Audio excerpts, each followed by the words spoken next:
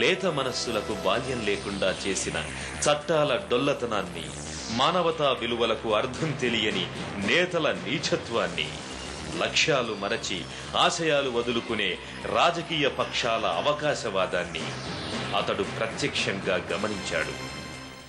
ఈ నేపథ్యంలో 1980లో బచ్పన్ బచావో ఆందోళన్ పేరిట బాల కార్మికుల హక్కుల పోరాట వేదికను స్థాపించాడు. ఆ వేదిక ద్వారా వినూత్న పోరాట పద్ధతులకు నాంది పలికాడు. సత్యార్థి నేతృత్వంలో బచ్పన్ బచావో కార్యకర్తలు కర్మాగారాలపై తరచూ ఆకస్మిక దాడులు నిర్వహించేవారు. బచ్పన్ బచావో ఆందోళన్ బాల్యాన్ని పరిరక్షించేందుకు ఉద్దేశించిన ఉద్యమమే బచ్పన్ బచావో ఆందోళన్. అసలు బాల కార్మిక వ్యవస్థ ఓ సామాజిక దురాచారం. సామాన్య ప్రజానీకాన్ని కలుపుకొని వెళ్లనిదే ఈ సమస్యను శాశ్వతంగా నిర్మూలించలేం. అందుకే ఈ సమస్యపై ప్రజా ఉద్యమాన్ని నిర్మించాలనుకున్నాం. అందులో కొంత విజయవంతమయ్యాం.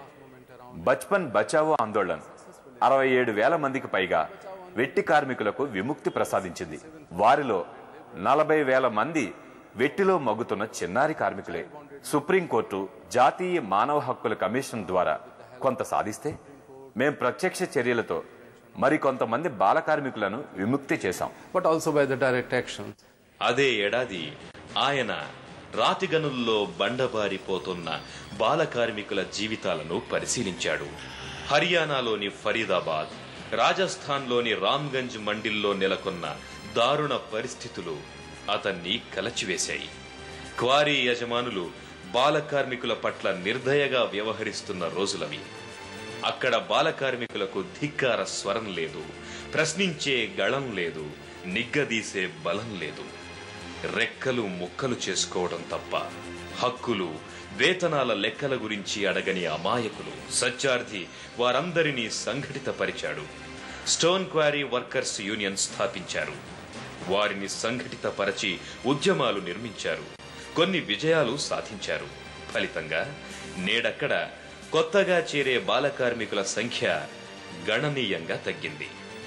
1981లో సత్యార్థి హర్యానా, పశ్చిమ ఉత్తరప్రదేశ్, రాజస్థాన్లలో పర్యటించారు. ఇటుక బట్టీల్లో కాగిపోతున్న బాల్యాన్ని గమనించాడు. అక్కడే 6 ఏళ్ల పాటు ఉద్యమాన్ని ఉద్ధృతంగా నడిపి వారికి కనీస హక్కులు సాధించాడు. If you take the case of whole South Asia, we have యావత్ దక్షిణాసియాలో 8.5 కోట్ల మంది బాల కార్మికులు ఉంటే ఒక్క భారత్లోనే 6 కోట్ల మంది బాల కార్మికులు మగ్గుతున్నారు. అదే సమయంలో 6.5 కోట్ల మంది వయోజన నిరుద్యోగులు ఈ దేశంలో ఉన్నారు. ఇది కేవలం యాదృచ్ఛికం కాదు. ఈ బాల కార్మికుల్లో చాలా మంది ఏడాదికి 100 రోజులు కూడా పని దొరకని వారి పిల్లలు తక్కువ జీతానికే పనిచేస్తారు. ఒక్కోసారి ఉచితంగానే పనిచేస్తారు. వారు కార్మిక సంఘాలు ఏర్పాటు చేసుకోలేరు, కోర్టులకు వెళ్లలేరు. అందుకే బాలల్ని కార్మికులుగా చేర్చుకోవడానికే యజమానులు ఇష్టపడతారు. బాల కార్మికులు ఉండగా పేదరికాన్ని నిర్మూలించలేరు. బాల కార్మికులు కొనసాగుతున్నప్పుడు అందరికీ విద్య కల్పించలేరు. వయోజనులకు మంచి ఉద్యోగాలు ఇవ్వలేరు. ఇదో విషవలయం.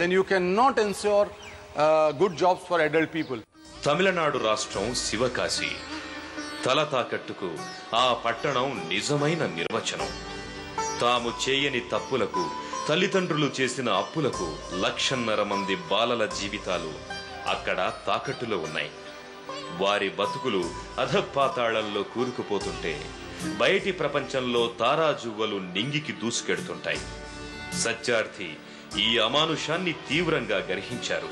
బచ్పన్ బచావో ఆందోళన్ తరపున శివకాశి బాల కార్మికుల హక్కుల కోసం పోరాటాలు నడిపారు.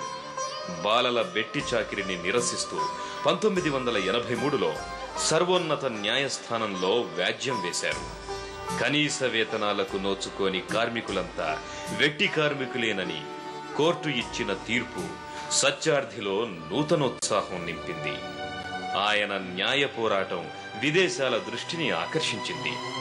ఇక అప్పటి నుంచి సత్యార్థి దేశమంతటా తిరగడం, బాల కార్మికులు విరివిగా ఉన్న రంగాలను గుర్తించడం, ప్రజల్ని చైతన్యపరిచి ఆందోళనలు చేపట్టడం, న్యాయస్థానాలు ఆశ్రయించడం, విముక్తి చెందిన చిన్నారులకు పునరావాసం కల్పించి విద్యాబుద్ధులు నేర్పించటం, The government has to have and exhibit adequate amount of political బాల కార్మిక వ్యవస్థ నిర్మూలనకు ప్రభుత్వం తగు రాజకీయ సంకల్పాన్ని ప్రదర్శించాలి. దురదృష్టవశాత్తు మన దేశంలో బాల కార్మిక వ్యవస్థకు సంబంధించిన చట్టాలు చాలా బలహీనంగా ఉన్నాయి. కింద నుంచి పై స్థాయి వరకు అధికారులను జవాబుదారీ చేయాలి. మరో ముఖ్యాంశం విద్య. బాల కార్మికుల విముక్తికి విద్యే కీలకం. ఉచితంగా నిర్బంధంగా పిల్లలందరికీ నాణ్యమైన విద్యను అందజేయాలి. ఈ విషయంలో ఎలాంటి రాజీకి తావులేదు.